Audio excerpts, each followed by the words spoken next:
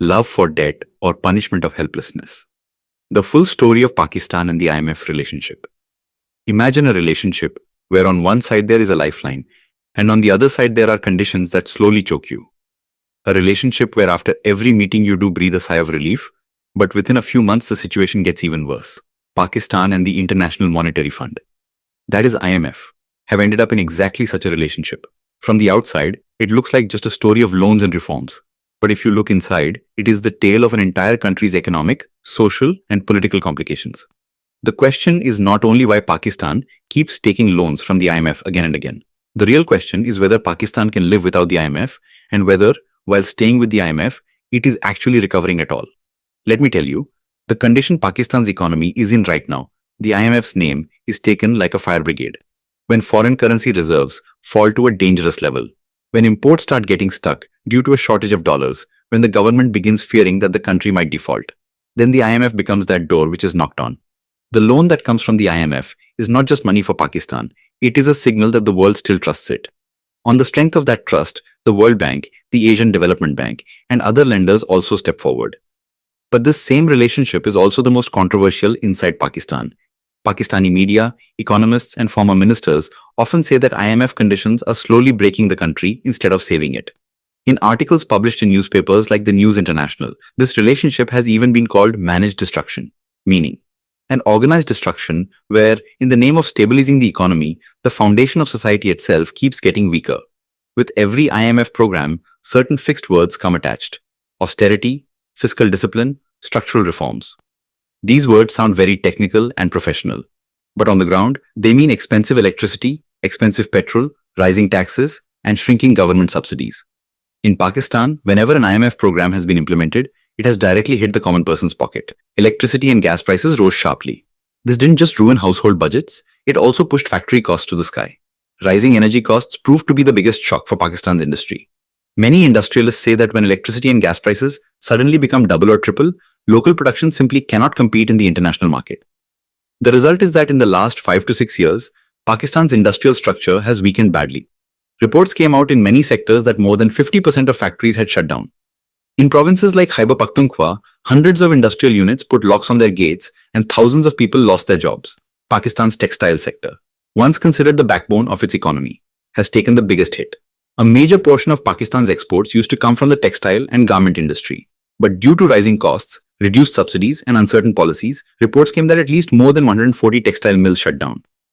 Along with that, millions of workers became unemployed, and export orders started shifting toward countries like Bangladesh, Vietnam, and India. Pakistan has suffered another big blow on the education and human resources front. During IMF programs, the government often has to limit spending in sectors like education and health because the priority becomes reducing the deficit. The result is that the condition of schools, colleges, and universities kept worsening continuously. The quality of education kept falling, and young people did not get the skills that would make them capable of surviving in the global economy. Today, the situation is such that Pakistan's exports, which were around $35 billion a few years ago, have fallen to about $30 billion. This fall is not just a story of numbers. It shows that the country's productive capacity is weakening. When exports do not grow, dollars do not come in. When dollars do not come in, dependence on foreign debt increases even more. And from here, that endless cycle with the IMF begins. The cycle Pakistan is unable to escape. The most painful part of this entire equation is brain drain and corporate migration.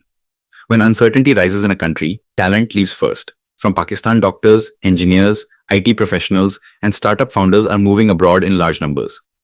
Along with this, big multinational companies are either leaving Pakistan or reducing their presence. Microsoft shutting down operations in Pakistan after 25 years was not just one company's decision. It was a signal that investor trust is breaking. When companies like Careem, Shell, Telenor, and Procter & Gamble pull back, it becomes clear that Pakistan's business environment is no longer as attractive for global companies.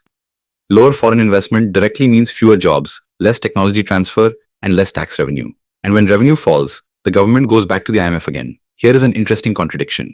On one side, the Pakistani government calls the IMF a helplessness, and on the other side, the same IMF is presented like a villain in domestic politics. When the loan comes, the government breathes in relief. But when conditions are implemented and the burden on the public increases, the IMF is blamed. In this love and hate relationship, they cannot live without each other. And even while staying together, they cannot live in peace. Many economists believe that IMF policies are not fully wrong by themselves. The problem is that Pakistan never saw these programs as an opportunity for long-term reforms. Every time a loan was taken, the fire was put out. And then the same old mistakes were repeated. People talk about expanding the tax base, but there is no courage to tax the rich and powerful classes.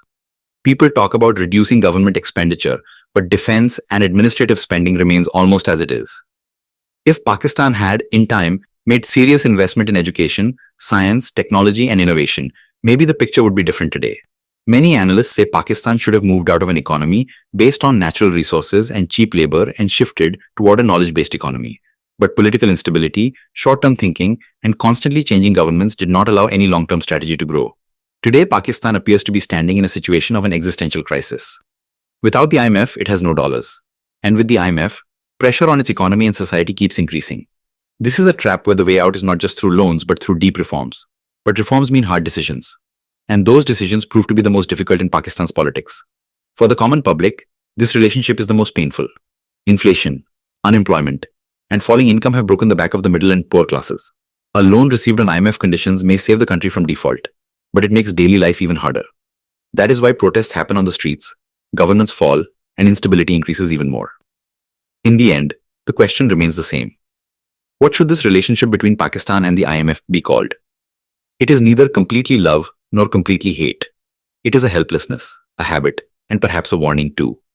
A warning that if a country keeps depending again and again on external support and does not remove its internal weaknesses, it will remain stuck in the same cycle forever.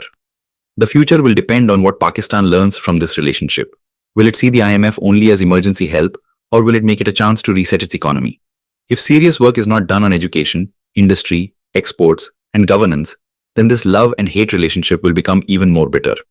And then, perhaps the question will not remain only about the IMF, but about Pakistan's economic sovereignty. This story is not only Pakistan's. It is a lesson for every country that dreams of development on the support of debt. Because debt can give relief, but it cannot show the way. The way always comes from within. If our video has taught you something new, do not forget to like and share this video so that this information can reach others as well. Your likes and shares are a source of inspiration for us. If you have any questions or suggestions, please let us know in the comments.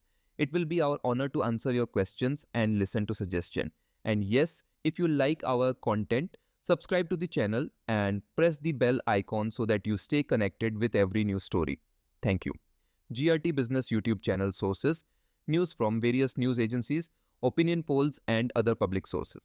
We try to ensure that every report and summary is accurate and verified, but we are not responsible for any dispute or error.